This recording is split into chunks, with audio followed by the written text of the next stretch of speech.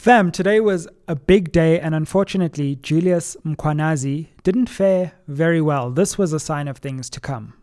Sorry, commissioners, I'm becoming pissed. No, you don't have to apologize. It is there for you. SMWX fam, if you ever need to hire a car, check out Pace Car Rental, a proudly South African company with the best range of cars for any need.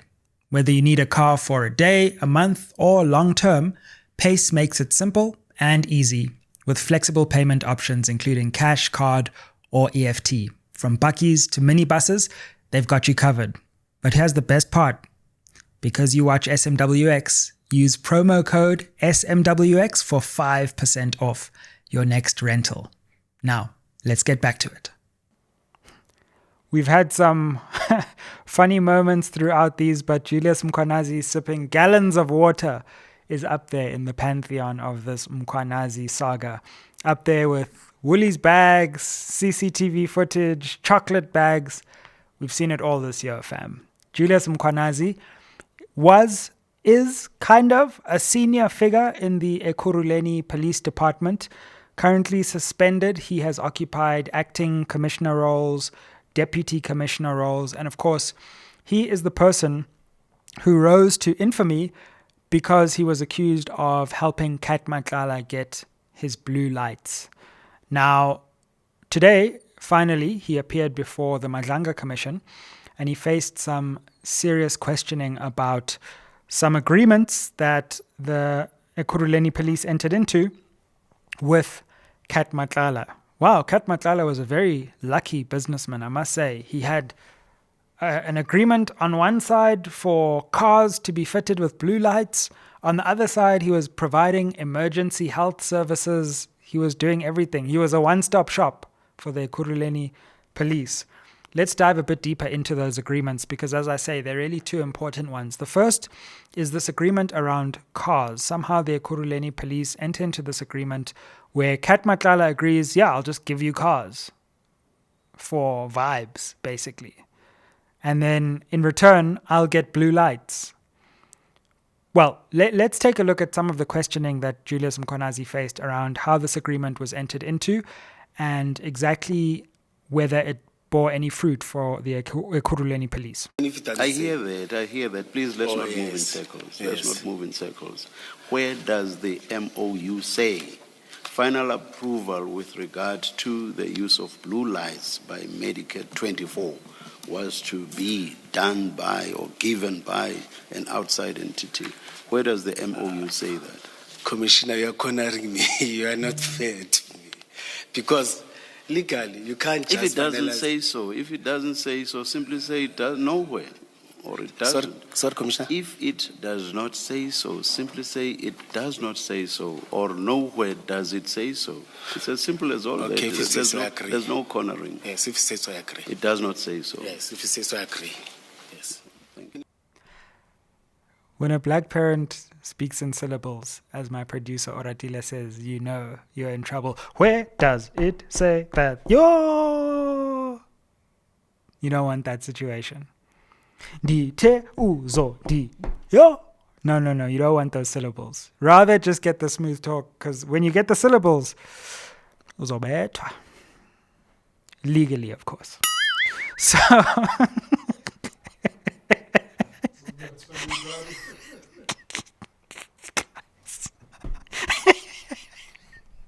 what?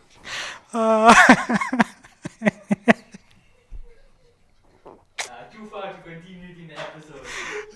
Just keep going. Yeah, Betty Mkhwanazi. Today, sure.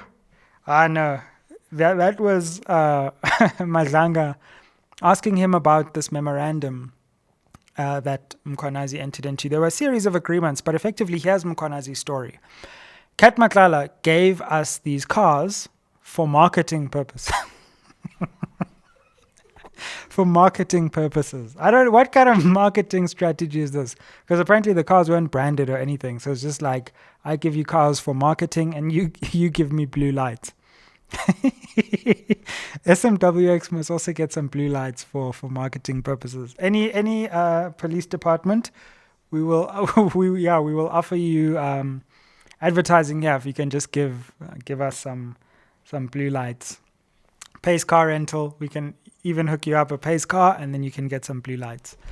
So those agreements are seriously troubling. And so this was the basis of the first agreement, which Mkhwanazi said never quite reached fruition. But of course, we have video evidence of Cat Matlala's partner actually driving with those blue lights and kind of celebrating it on social media. The second set of agreements had to do with medical emergency supply equipment. But before we get there, I want you to take one last look at some of the questioning around the security agreement. You see, corrupt, what they mentioned many things. Blue lights, there was a heading that I was given to you. Blue light plaza. But in short, commissioners, I didn't install blue light. I didn't brand the cars.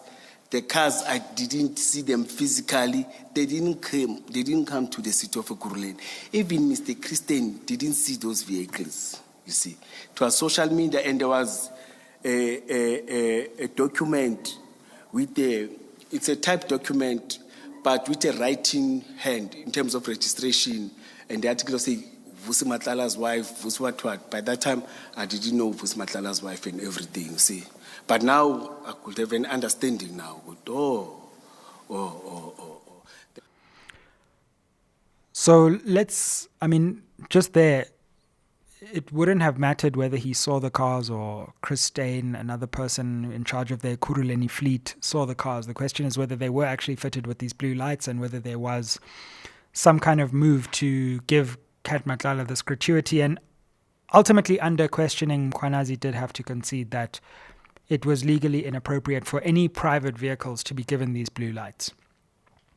Let me touch on this medical emergency gig as well, because a medical emergency company also owned by Cat Matlala, from security to medical emergencies, was given the opportunity to test blood samples at roadblocks. So I guess to test if people had been consuming alcohol. Suddenly, Cat Matlala's company could be in possession of this kind of important data. In addition, get this, Cat Matlala's company, on the security side, could test drugs apprehended in drug raids to see if they were legit, because Mkhwanazi said sometimes they would get to these drug busts, get contraband material, then they'd go and test them and realize it was grandpa. So instead, they needed to get this private capacity to ascertain whether these were actually verified narcotics. So, look, let's just take a step back. It's one thing to allow private actors to have a deep reach into the state, which is already quite problematic, right? Because these private actors are not elected, they don't account to anyone, and they can often profit from this close proximity to the government. But that's one thing. It's another thing when the private actors are accused of being involved in organized crime itself. Because then not only do you have a problem of accountability, you have a problem of criminality penetrating the policing system. You have a problem of people who have been accused of being involved in the drug trade now testing drugs for the police and being involved in drug raids while the police are conducting them, or being in possession of very private bodily data of individuals at roadblocks, or even just being given the benefits of being able to drive around in blue lights. So this is not just a story of the role of private influence over public actors, which is a deep problem in South Africa. Now we have an additional problem of the role of criminal elements being able to penetrate law enforcement if those allegations are to be believed. So it's serious, it's real, and it's really worrying. Now, there was some resistance within the Ekurhuleni Police Department against these moves to confer these benefits on Cat Matlala Security Company from Revo Spies and Isaac Mapiyeye, former senior figures in the department, but they were effectively sidelined, even though at some points they were more senior than Mkhwanazi. And the whole argument that's been made by them is that Mkhwanazi was able to collaborate above their heads with Imogen Mashazi, Dr. Imogen Mashazi, who testified over the last few days. And together they were able to really run the show at the police department, and those who were in between them, the commissioners and Revo Spies, were sidelined. So, serious moments at the commission and a first hearing from Julius Mkhwanazi in all of this saga. And of course, the bigger picture is this was just one of the areas in which Cat Matlala had influence over the state. So what really is being painted here is a picture of Cat Matlala having influence in Ekurhuleni Police Department, having influence in Gauteng, having influence with senior generals, having influence with brigadiers and major generals, having influence with former ministers and current ministers. And really, the picture that's being painted here is how one person could have this important connection with all of these senior figures in criminal justice. And of course, Cat Matlala is only, in turn, one prong of a potential larger cartel if General Dumisani Khumalo's suggestions are to be believed. So, what happens tomorrow? Tomorrow is a really crucial day because Julius Mkhwanazi's testimony finishes, and then we go back to Minister Senzo Mchunu. And we won't be just dealing with preliminary issues. We're really going to get into what he knew, why he took the decisions he took, and whether he can defend them legally. And then on Friday, we'll have his legal representative re-examining Mchunu and trying to paint and cast his evidence in a more positive light for him. But it's going to be an extremely tall order. There's no doubt about that. And then we'll be in a position really at the end of that to take a step back on this channel and really start to analyze and assess, okay, we've had many days. Oratile, do you know how many days of testimony we've had at Madlanga? 43. So 43 days. We'll have around 45 days of testimony. We would have had a number of days of testimony in Parliament, and we'll can then sit back and say, okay, this is what we've learned so far. But as we push into 2026, this is what we hope to learn. As Julius Mkhwanazi was testifying, the head of legal, who was another person who apparently collaborated with Mkhwanazi and Imogen Mashazi, was also, I believe, placed on gardening leave. He joined Senzo Mchunu. This is Advocate Kemi Behari, who is the head of legal and against whom various allegations have also been made. So there are definitely things happening in parallel to this commission, and it's having an impact on a number of different people. Fam, keep it locked on SMWX. Drop us a super thanks, that dollar icon down below. Give us a Woolies bag for SMWX if you like the content. Get us to 400,000 subscribers. Let's push to see if we can get there before the end of this year. If you're listening on podcast platforms, give us a rating over there.